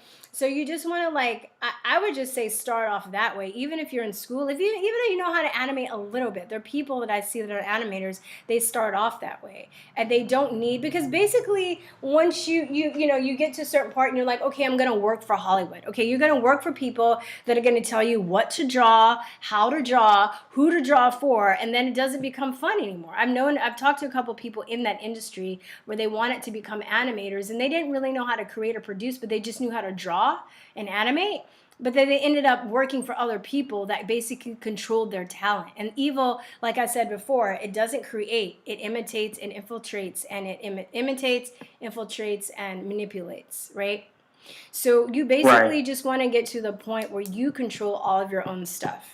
And then you're the business person who's working with other people. So you have the idea, you have the concept. You might hire maybe other animators to work with you. You might hire inkers. You might hire colorists. You might hire, marketers. You think of it that way. I would just say, do what you want. You're an adult. But the way that I'm looking at it, I would start thinking that way. And you're at your age, with the age of the internet, you're so blessed to have all these tools at your command, at your disposal, that makes all of this easier, where you don't even need Hollywood. Hollywood is sucking the souls out of people, right? They're sucking real artists that are, and they take other people's work and they put it forward. And like, I was just looking at, Radiohead sued Lana Del Rey because they had, she took their song Creep and made almost not word for word, but like the whole composition is pretty much the same. Now granted, a few years earlier somebody sued Radiohead because their songs were similar to a song that they wrote in the 70s, but Radiohead is still a little bit different. But if you compare it from that song, you can see the similarities. But if you compare the Radiohead song to the Lana Del Rey song, it's like the same fucking song. And I'm sure, I don't even know if Lana Del Rey was like, oh, I want to make a song out of this. Her producers probably just bought her the track and was like, hey, could you make a song to this? You know what I mean? Like, she might not even know. So I'm just saying, you seem young, but just try and get into that mindset and start thinking as a business person that wants to do animation, and you control your own stuff, and you'll make so much money and be so much happier. And that's like I said, that's what I'm trying to do with my music. And I'm watching other people who are successful, like I mentioned before, Tom McDonald and Nova Rockefeller, which not related to the Rockefeller, so I know. Right? I was saying, yeah, because there was a guy, he was like, wait a minute, did you just say you like I saw that. I was like, no. He's like, no, I'm talking about Devin Rockefeller. Another one. He was like, you're a traitor. You're a, what do they like to call you? They say you're a shill. You're an agent. You're working for the other side. Yeah. Infiltrator. Yeah. Like that. So I'm just saying, like, if I was still teaching, I would encourage my students to, like, try and be their own boss and have that mindset, especially with art. It's so important because I see a lot of my artist friends fail, and I've seen some successful, and the ones that are successful is because they took the time out to learn business. And I know as an artist, you're like, God, I don't want to learn business, but I mean, and I'm the same way, like I'm learning this stuff too, right? And I figured some stuff out too, just how social media works by having a channel, right? Now I have the confidence of, like, oh, I understand how to build followers. I understand, to have a give and take relationship with my subscribers. I want to give people things that they want. I want to listen to some of the stuff that they say. I might even get ornery sometimes if people could criticize me about stuff, but I do listen. I don't just, be like, I'm gonna do what I want, blah. But there, you're gonna have somebody, and if you're more right leaning, there is a market for that now, especially because people are realizing that Hollywood owns the narrative, right? And they have the power to, they're gatekeepers basically, right? There should be, it shouldn't be left leaning. It should be open to all ideas, right? They shouldn't make people, be able to work based on the amount of people of color that they hired or handicapped people that they hired. It's ridiculous. They're totally stifling art. They're not really in the business of art. They're in the business of business. They're in the business of brainwashing people. So you just figure out who this market is, and you figure out how to work them. All you need is a niche market. All you need is you don't need to be you can if you want to, I guess, but you don't need to be a super trillionaire to be a successful animator. That guy Steve Cutts is successful. The other, like, low animation houses, or not low, but like unknown, like smaller known, that actually make bank, and they make a decent living, and they're not controlled. I don't know. I just think that you'll be happier in the end if you took that route. Yeah, just right. Get out of your head that Hollywood. Huh? I wasn't looking to any towards where, like, Hollywood, but I was more concerned with, like, the industry and how it's left leaning. But what you said is very insightful and enlightening. Yeah, there's lots of also like these entrepreneur channels, and some of them might be corny, but I think they give a lot of good advice to people that are entrepreneurs, and just like, okay, you're not going to go maybe into finance or anything, but just maybe start looking at those channels too that just give people advice on business and running their own business. Like I've been watching those too. Just, I'm like, okay, well, they're not maybe speaking specifically to musicians, but just getting you in that mindset that you can do it on your own and you don't need these people. And then once you find your niche market, fuck Hollywood, dude. Like, there are people that are on my channel that would watch your stuff and like it, because it represents them. And if it's good, then, really good, then other people on the other side might even forgo their their allegiance to the left and just invest in your stuff because it's good art, That I think people just want good art no matter what side of the fence is on. And the simple fact that, you're doing something on your own you might be able to get out what you want to say or your work even faster because you're not having to go through the gatekeepers of Hollywood.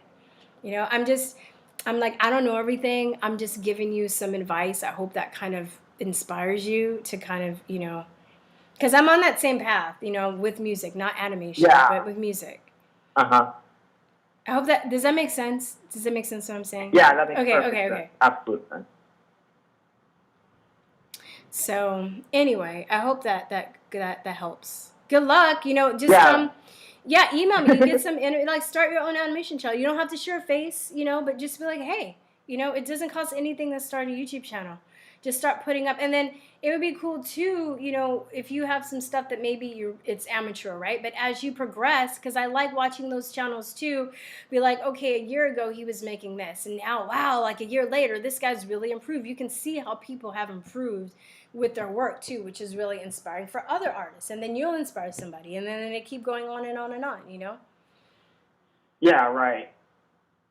Absolutely.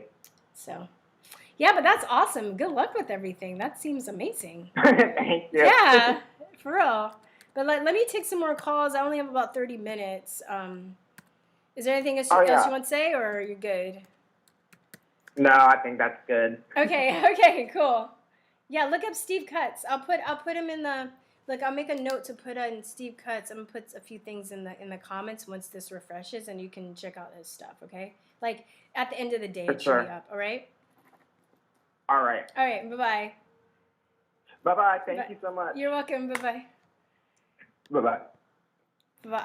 512-481-7464. 512-481-7464. Where are we? A self-taught individual will always have advantage over others. Yeah, for sure. But I'm trying to teach myself a lot of shit, and it's overwhelming. I'm just I'm letting you know. But I think in the end it will be worth it. I'm teaching myself how to edit. I'm kind of apprenticing under one of my best friends who's doing the music video, but I just call and bug him when he has time. I was like, I don't know, I'm stuck. My computer's crashing. That's one thing you want to do too. I have a laptop, but I have another computer that my best friend and I built that's meant to heavy editing. If you didn't have that though, you'd want to kill yourself, because the processing and the computer power that it takes to edit and do animation, man, it's just, yeah, it's a lot. So I'm learning every day. When we built the computer, me being the clumsy ass that I am, I was moving it, I dropped it and fell on top of it, and then it was like broken for like almost a year before I could get it fixed and figure out what was wrong with it. It was crazy. Anyway, drama. I also noticed I rub my nose a lot. Now that I'm watching the playback, I'm like, all right, I need to stop doing that. People are going to think I'm a cokehead, I swear. Like, Virstyne does cocaine. It's allergies. When you watch yourself more on video, I used to couldn't do that. Now I can. I'm better at it, but it's really like out of body for me. But now I'm like, okay, I'm watching the delay as I'm reading the chat and waiting for calls, and it's freaking me out a little bit. And then I'm rubbing my nose. I was like, don't do that. Now I know what my dad was saying. He's like, stop doing that. I was like, can't help it. It's a quirk. 512-481-7464. Anybody want to ask me anything in the chat while we're waiting? 512-481-7464. Anybody want to say something?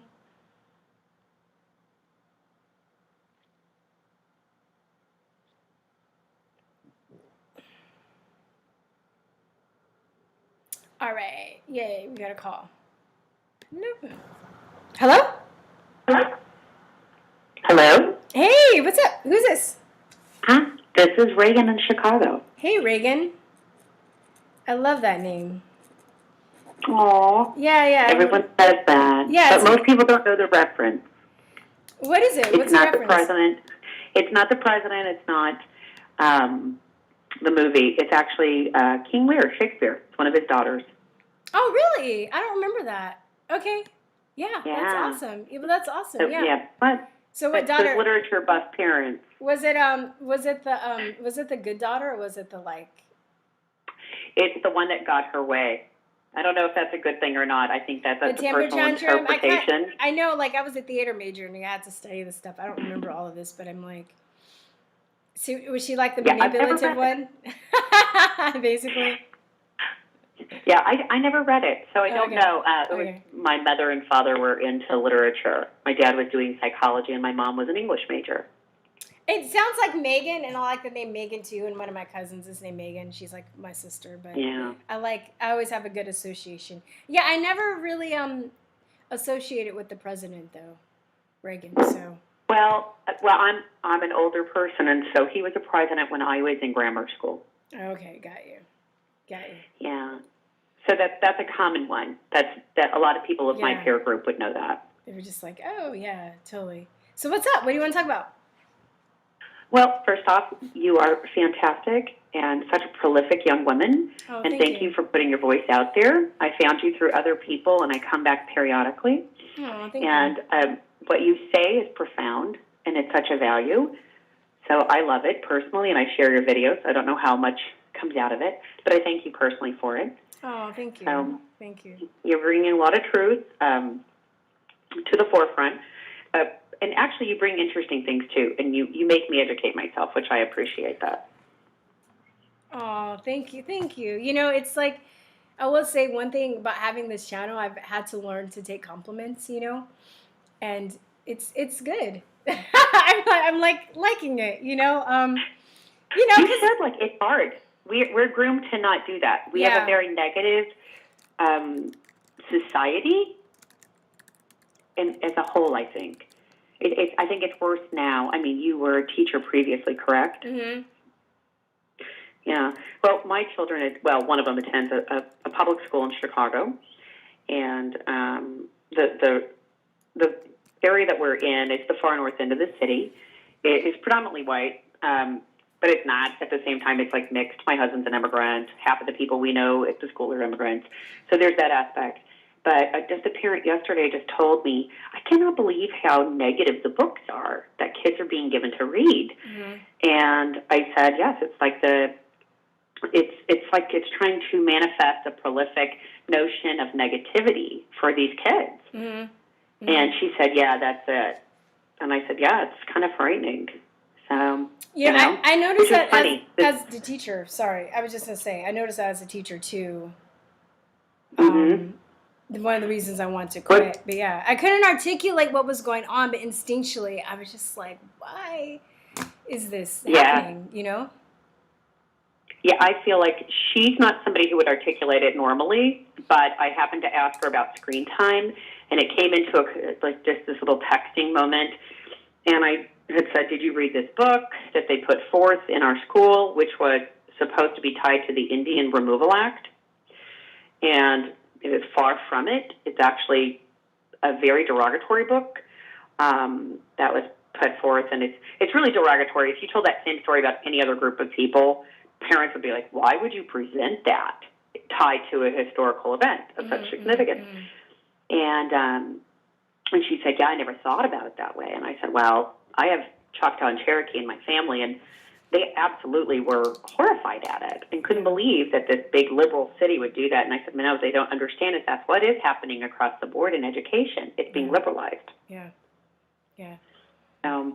Yeah, but yeah, your page is great, and I wish you every success. And, I appreciate and it. I appreciate your message. And I don't know what kind of I have no idea that you were a musician as well. So that's wonderful. Creative people often have the multitude of talents that we don't even talk about, right? Yeah, for sure. Yeah, thank you. And your mom, though, like I just want to say, you know, salute to you and all the parents, because I just, you know, I have so much respect for people trying to raise kids in this day and age, you know. I mean, generally, it's a hard job, I would imagine, you know, but as a teacher, I got to give them back at 3:00. You know, I'm like, bye! Go, kids, you know? But it's just like, it's such an important job, and, you know, I see a lot of the stuff that my friends are going through with their kids and being a teenager in the school system and everything. You know, it's really hard, you know. But I think you seem like you have a good head on your shoulders. I think you'll be fine and you'll make it through. But it's just, you know, yeah. Respect to you too. Yeah, love and respect to you too. Well, I appreciate it. I think we need more people who just say that. In general, I think we have to have kindness. You know what I mean? And respect for parents, because you know, the thing too with being a health freedom activist and stuff that really makes me mad is just like people just act like parenting is just, they're just so stupid and it's just such a menial job, when it's actually the opposite. You know, it's right. It's a hard job. I certainly don't take it like, oh my God, I'm raising the next generation. I don't take it in that sense. In that I was an older parent when I became a parent, but I do definitely. Look at it differently because I was older. But I think about, you know, I only have so much time, and I want them at the end of the day to be able to think. and to decipher. Yeah. And I don't want to use catchphrases like grit or critical thinking. You know, none of that stuff. There's individuality, and I definitely like to tell them stories about the '80s and how the lockstep mentality of the '80s that we fought against. Well, you know, here in full. I'm not going to tell some people know how old I am. I'm probably around the same age as you are. I look freakishly young, but yeah, I have those stories too. I'm close to 50. Okay. So yeah, and my husband is in his 50s. You know, that's still young, I think, you know. It is. You know what? And I have a stepdaughter who's 25, going to be 26, and we look at the difference between her and our two teenagers that are coming out of middle school and just in high school. And it's staggering, the difference of what the oldest daughter has experienced versus now. And just a removal of innocence. Mm-hmm. And I always tell parents, protect your children's innocence. Mm-hmm. And that doesn't mean to raise prudish children. It's about protecting the fact that you cannot unchange, unsee, unhear things. Yeah. And the other aspect, of course, is the fact that parental consent always. And being in CPS, which we're strong proponents of public schools, I believe very much in it. I believe in community, action. I believe in all of these things. I've worked for some of the largest charitable organizations in the United States that also reach into other countries, which I no longer do those things because I stay home with my children by choice, even though it's an economic downturn. But what I've learned as a parent is that when it comes to informed consent, when you're in a school like that and people only hear that aspect, they think a lot of things about vaccines, which, of course, that's a proper moniker for an anti-vaxxer, a vaccine-aware person. Mm-hmm.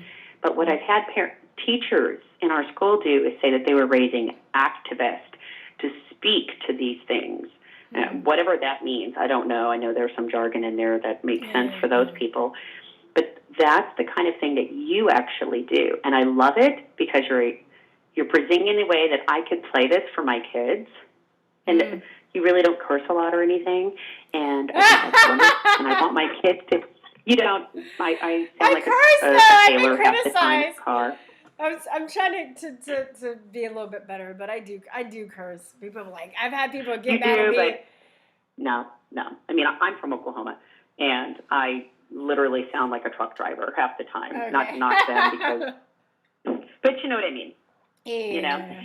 So yeah, but you say things in a logical way, and you ask great questions, and you present good material, and that's what I wanted all my teachers to do.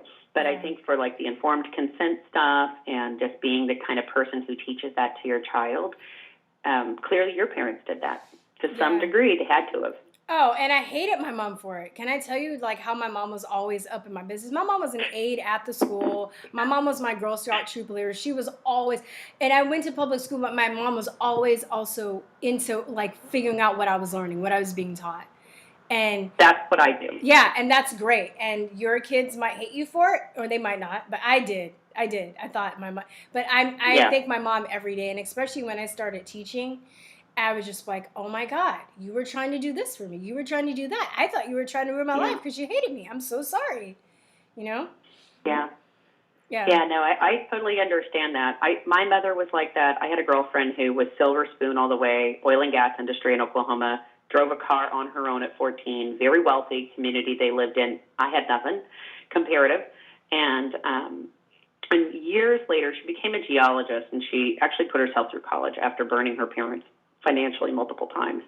And she said, I will tell you, Reagan, I'm jealous that your mother did all the things that she did. Oh, wow. And she always was there in a way that she was like a thorn. And I said, really? And she said, yes, my parents let go too much, and I suffered for probably 10 years as a young adult for that. Wow. And I was like, wow. The personal time, my mom couldn't stand that lady either. But you know what? It's the personal time. You'll never get that back. You'll never get that back. And that's more valuable than buying your kid everything financially. Just spending time with them, taking time to do things with them and teach them that. They'll never get that ever again. They'll never get it back. It's all part of innocence too. I think it's about cultivating that as a human, and they just you only get one shot. Yeah. It's crazy. It is crazy, but yeah, I mean, my kids, they're very aware of things. However, they don't like it because I am the person that they said, "Oh, mommy, you have to turn everything into, an educational experience." And I said, "Yeah, I do, because I only have so much time with you." Yeah. And I know that, but on the other hand, they also can go and do things, but they don't do social media. They have phones, but they don't have all the platforms. We have very frank discussions about things as needed. And I wish more parents would do that. I wish parents wouldn't be afraid to be the bad guy. Don't be afraid to be the parent and the friend, because at some point that relationship, as you just said, for yourself and your mom changed. I wish parents would see that. My mom didn't even try to be my friend. My mom didn't even try. Right. She didn't care. But now she's one of my best friends. Exactly. Even we're on different sides of the political spectrum, she's still my best friend. Yeah. And we still respect each other. Well, my mom was too. I started with a group of friends in high school, the Young Democrats of Edmond. That's where I went to school. And I was in with all these friends. My mother ran, she worked in an office for a very well-known Republican in the state. And I was a page for him. We did not see politically eye to eye. I was like, this is all bad. And then I started shifting things away. It was different places from what the Democrat means in different states. Does that make sense? Mm-hmm. What Democrat beliefs are different in different places. Yeah, that makes sense, because people's perspectives are going to shape how they view things. And if, you have certain industries in your state or certain experiences, is going to shape how you view things, right? Yeah, so we ended up having very diverse, very different opinions of stuff.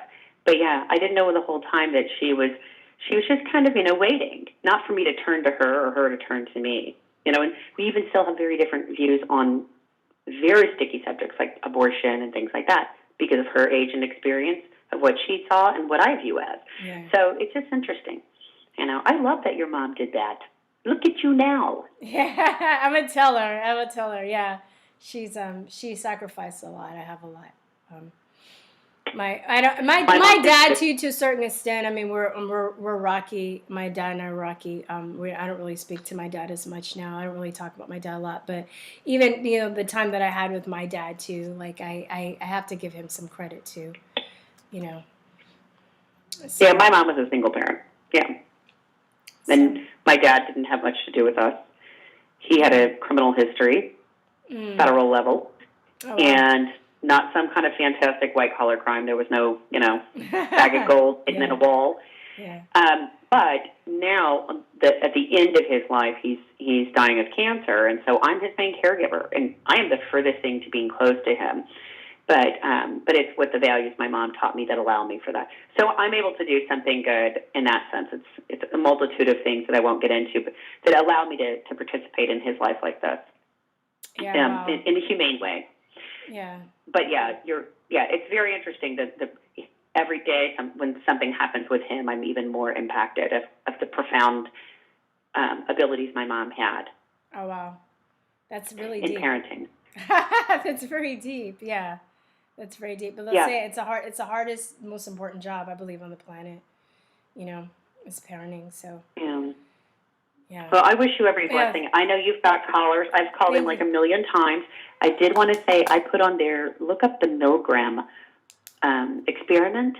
That's yes, I know. Yeah. Wait, the Milgram, is that when the shock therapy? When they took them in, then they shocked and they asked for permission? Yes, it is. Okay. I love that. It's a great analogy. And also you've had a couple of people pop in on your thing, I think, that say something about Illinois, and you had a caller from Illinois. And the death rate as of, I believe, the 5th or the 4th of October was 17 people for the entire state of Illinois. And yet the CTU is shutting down the schools. How do people still believe this is just about a virus? I don't get it. Like at this point, it's 17 people. And that's not counting the fact. That's not counting the fact that the tests get false positives. That's not counting the fact that do we even know if they have comorbidities. That's what I'm saying. Okay, so that's another factor. Yeah. It's not listed if you go to wirepoints.org. I tried to share it on your page, but you can go and see the comorbidities for the state of Illinois are not listed. I will throw out some stats if you don't mind. 55% of the people that have died are over the age of, I believe, 65 or 70. That's 55% of the deaths. That number almost never shifts, and I believe that's for entirety of the death count. The case numbers, those are cases. The hospitalization is bed use. You can go into the wirepoints.org and find all this stuff for the state of Illinois. How do they believe it? Because many people, as you can see from like the teachers union, which is a heavy political hitter here, who 9 years ago when they first struck, I was all out there with my kids. Yes, we need to have, equality across the board. Some of these schools are underfunded, blah, blah, blah. Back up to a year ago, I thought, what the hey is wrong with these freaks? They have completely lost their mind, and I'm tired of them using children the way they do, because it's really disturbing to me. It's really, really disturbing. Yeah. And it's no better than anybody else to start labeling by race, by economic group, whatever. That's just a divisive tactic. But that's the same with teachers aren't even coming out and saying something. Yeah. Go to the Chicago Teachers Union page. You will see almost no one say anything to them, because if you do, they will dox you like that. And I've had it happen, and I had other people I know have it happen, where somebody actually posted my address at one point because I said something to somebody on that page. Wow. So that's how people that's why they don't say things. Yeah. I mean, part of the reason I'm actually moving is because of that. It's terrifying, but that is really a very prevalent behavior in Chicago. I had a neighbor. She works through the school system. She's a teacher. She has children. They were in their own yard. Another neighbor, 2 houses away, this happened like 3 months ago, came to her yard and screamed at her children, why didn't they wear a mask? Wow. Outside in the yard. Wow. That's why people don't say things. Because of these tyrants. Yeah. Yeah. It's perpetual fear targeting, perpetual fear mongering. That's all it is. That's the whole thing. Yeah. Wow. Thank you so much for your call. It was great. You're a great caller. I appreciate everything. Yeah. But you are fantastic. Oh, every blessing to you. You too. Back at you. Bye. Just keep going. Bye-bye. Wow, that caller is on point. Well, a lot of the callers on point, so I like it. That's what I do. Okay, last caller, 512-481-7464. There was somebody else that was trying to get through while this caller was calling. If you want to try and call back, this is the last call that I'm taking. And I won't be doing any more live shows at least until maybe the end of the month. I'll be taking a break till the end of the month. Hey, who is this? Hey, Virstyne, this is Arsene. Hey, Arsene. I'm on the show, right? Yeah, you're on. Okay, cool. Anyways, yeah, it's weird. It's like you never really know. But anyways, yeah, so I just heard what the last caller was talking about, especially about going through the numbers and all that sort of thing. And there's actually something, I think it's something that anyone can look at when they see any of these stories kind of come up, is whenever they cite, sources say or experts say, then they give you, the name of some person that they're interviewing. It's crazy, but half the time when you go into their Twitter, you look back and you see that this person is like a rampant biased political actor. So for example, Go on. For example, if you saw with the Walter Reed, Trump, there said there was one of the doctors that was railing against it, saying this was the worst thing ever, yada yada. And it's you go into his Twitter and 80% of his tweets are just bipartisan attacks. And so I think that this is kind of one of those alarming things when you look at it, and it's no matter what someone does, whatever their institution is, if they're a doctor, if they're this or that or the other, it's so many times they're using their office in order to just kind of fight this battle. Well, it's a battle between good and evil, really. I mean, as dramatic as some people say, at the end of the day, you're going to have doctors that agree and doctors that don't, teachers that agree, teachers that don't. No, but it really goes with their moral standings and where they believe they are in this fight, And yeah, I mean, I'm not surprised. And especially since, the media is very left leaning. And then what they usually do is, I'm having hiccups, is, they'll say like one thing and then they'll say, oh, a study or a doctor said this. And most people won't even go back and check the person out that's saying it, or they won't even read the study. They'll just trust the source that they just trust the person that is talking. They'll trust the talking head that they're telling the truth about the source that they just mentioned, and just go on with their day. You know, they don't either have time to do it. They don't, they're overwhelmed. They don't have time. They don't have the interest. They don't have the belief that, that CNN would ever lie to them, or Fox News would ever lie to them, or whoever, watching would ever lie to you. Yeah. So they're just like, oh, well, I heard this and I heard that. And I'm just like, all right, that's what I'm talking more like I'm planting seeds, and I'm not really spending time on people that much that don't want to learn this stuff. Cause I'm just like, you know what? They're the ones that are still hovering in fear and wearing a mask and stuff. I don't want them to be that way, but I'm also not going to get stressed out and angry because they want to be that way and I don't. It's on them. Yeah. It's all on them.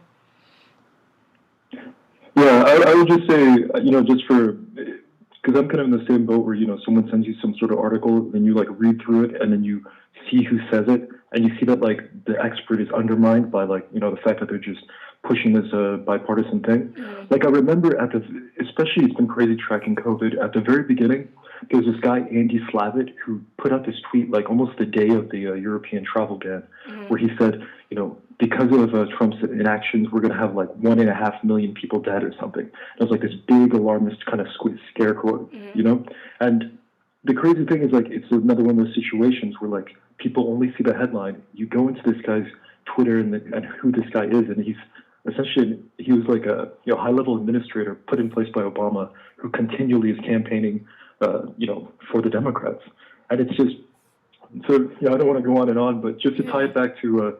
I heard one of your callers maybe like 25 minutes ago who was talking about, doing artwork and getting business done in the arts with all the bias and that sort of thing. And it's like, even there you see it too. You see it explicitly where like, there'll be museum curators who are like posting a painting from like 500 years ago. Like this one called Judith and Holofernes, where it's like this biblical story of this woman cutting off like a general's head. And it's like, just to look at the caption and like they'll twist it to be some sort of discussion on something going on in like the modern politics. And even when they get called out for the fact that like it doesn't line up, it's not a good analogy, they're twisting the story. It's like they don't care. It's like ultimately, it's like they're possessed, dude. It's like, sorry, ultimately what? Yeah, ultimately, all I say is ultimately it's like everyone wants to say like, oh, well, this is an expert or something. But they're an expert who's also a voter who combines those two things to try and be a political influencer. And they use institutions to do it. They use their positions of power to do it. And it's like, it's the most disgusting thing. I mean, really, when you go to look at like contemporary art, like in every sort of contemporary art museum, like I swear, it's like 40% of it is like political activism pamphlets of like the left or something. Yeah, They'll it never is. put anything that kind of supports any sort of right-leaning thing, and they'll convince you that there isn't a single artist alive who has any sort of right-wing leaning. And maybe there isn't because they're stamping them out and they're not supporting them. And yet, taxpayer dollars are going to prop up these museums that are essentially churning out propaganda. So it's like, it's one of the most disgusting things, and it's like, it's everywhere. It's at every single step, like every institution. It's sports, you're preaching. Music, you can't get away from everything. it. You're preaching to the choir, dude. Like, I don't know if you heard me tell the story when I went to South by Southwest after the election. I didn't vote at the time, and I don't really have any political leanings anyway. I didn't want Hillary to win because I knew how evil she was, but I really was apathetic about Donald Trump. And I went to this workshop with Chris Novoselic, who was the bass player from Nirvana. And in line, in the pamphlet, it says, a workshop with a conversation with Chris Novoselic. So everybody in line they're all excited, and they're just like, yeah, Nirvana, oh my God, I love that band. We're going to talk about music. And we're thinking he's going to talk about music. So we get there. The motherfucker starts talking about politics, left-leaning politics. And I get up, I'm like, are we seriously going to fucking talk about politics? I was so infuriated because during that whole time, they already had workshops at South by Southwest also saying, how do we stop Trump, right? And I'm like, well, I'm not going to go to those. I'm going to go to this one on music because I don't want to talk about politics. I could not get away from this shit. Like the whole time too, it's like people, with their politics and shit like that. And then this whole thing about Chris Novoselic tricking people. I felt like it was tricked. It wasn't in the pamphlet, saying that we're going to talk about politics. Nobody there really thought that they were going to talk about politics. And the fact that he felt he had to trick us into talking about politics was disgusting to me and made me lose all respect to you. I was like, yeah, Smashing Pumpkins is better. Like, now I'm like, you know what I mean? I'm just like, I don't even want to, like, the nerve of you to even, to, like, if you were going to be honest. Yeah, if you were going to be honest and be like, hey, we're going to, talk about politics, that's fine. And some people, don't fucking, like, make people think you're going to talk. And then talk about politics, not only because, trick them, but because things didn't turn out the way you want them to turn out. It's because people are ignorant and we just need to teach them. It's this whole arrogance, too, that they're just more evolved people. And they, that they're the ones that know something about the world, but everybody else that voted the other way doesn't. It's repulsive. And yeah, I mean, even driving Lyft and talking to people, the tech industry, they really do have all the power, the tech industry, the academia, and Hollywood. And those three, axis of power is really dangerous. I never really thought about, and who's to say, if the right were in their position too, they might use it to their advantage as well. It's not good to have so much ideology leaning in so much power, I don't know if I'm saying it right, but like the axis of power, it should be balanced. It should be open. It shouldn't have to do with politics, and we should have diversity of thought. And they're so focused on having diversity of physical features, which is basically it's petty, it's surface level, it's not it's materialistic, it's fake. But when it comes to diversity of thought, they're very discriminatory, extremely. Just as much as the Klan members that they accuse everybody else of being, or the skinheads, or the white ring supremacists. They're just as bad. They're worse, in fact, I would say, because it's not even like, oh, okay. And it's not even like, oh, okay, I disagree with you. I think you're wrong, but you're an evil person and you must be destroyed and your life must be destroyed. Meaning we're going to ruin your career. We're going to burn your house down. We're going to run you out of your business because you disagree. We disagree with you. Mm-hmm. Yeah, and it's like, I don't know. Yeah, it's exactly that point right there. The idea like people's got to be able to have kind of separate aspects of themselves where we can disagree politically, but then we can go back to the rest of our lives. Mm-hmm. We saw that stuff where they're like, cops afraid to order food and people just kind of, they can't go to restaurants wearing like whatever shirt or that sort of thing. And it's just like, it's the end of a democracy if we keep allowing that. But anyways, didn't want to tie up the line too much, but yeah, thanks for taking my call. Okay, dude, thanks so much. All right, have a great day. You too. All right, bye-bye. All right, guys, I think that's it. I'm going to jam out. I'm actually getting out on time today. I usually have stayed a little later. Let me do my promos real fast before I sign out. Thank you so much, you guys, for hanging in there with me for the week. Please join my email list. Keep in touch. I'm trying to, build you guys up. I should have been doing this 10 years ago. Wasn't thinking, but now I'm doing it now. All right. Please sign up for my Conspiracy Realism course. I'm working on the 5th module right now, which is on the education system.